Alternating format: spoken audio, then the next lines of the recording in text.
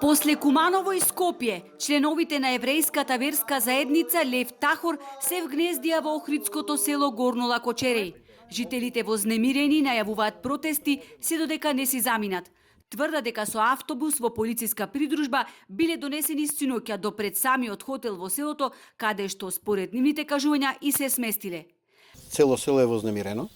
Значи толку се прв пат во мојот живот, во мои 60 години, јас го гледам селово толку вознемирено, толку загрижено, толку уплашено. Значи прв пат во мојот живот се толку уплашени луѓево и бараат начин селото како луѓево да се дислоцираат од нашево село.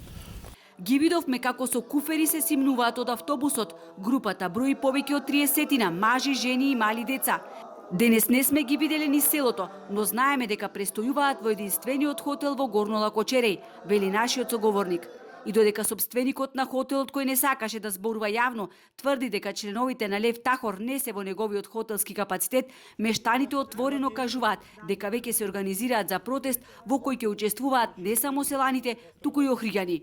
Вела дека се плашат за безбедноста на своите најмили, бидејќи членовите на еврејската заедница ги бие лош глас. Мора да има причина зошто оваа група не е пожелна никаде. Нив ги бие некој глас, викаат дека киднапирале деца. Тоа немојме да тврдиме ние.